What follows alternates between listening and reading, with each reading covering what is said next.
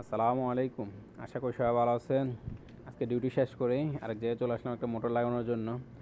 যত যাই কিছু কাস্টমার হাতছাড়া করা যাবে না। অনেক কাস্টমার নষ্ট হয়েছে শরিকের ভিতরে ঢোকার পর।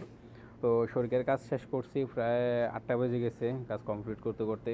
তো ওখান থেকে আসছি, এসে একটা কাস্টমারের বাড়িতে মোটর লাগাই দিতেছি। আসলে অনেক পুরনো কাস্টমার, তো এখন কল দিছে না, এসে পারি নাই। তো মামু ছিল সাথে, মামুর নিয়ে আসলাম। মামু ভাগ্নে দুজনে এখন লাগাই দিতেছি মোটরটা।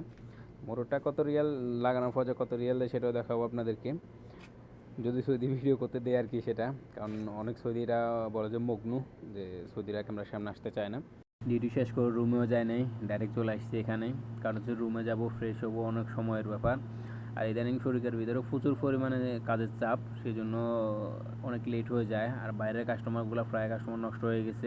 কারণ কাস্টমার যখন কল দেয়, মানে ওরা বলে যে আলহিন আলহিন, মানে এখন আসতে হবে। আর এখন তো আর সম্ভব না। আমি মনে করি সকালবেলা 8টার সময় আমরা ডিউটিতে যাই, আসতে আসতে সন্ধ্যা 6টা 7টা, কোনো কোনো 8টা 9টাও বাজে যায়। তো বাইরে তো আর কাজ করা সম্ভব না। এত রাত রাত হয়ে যায়। রাত হওয়ার পর আসি, ফ্রেশ হয়ে রান্নাবান্না করে খাওয়া দাওয়া খাইতে যেতে মনে করেন যে প্রায় রাত্রে 11টা বাজে যায়।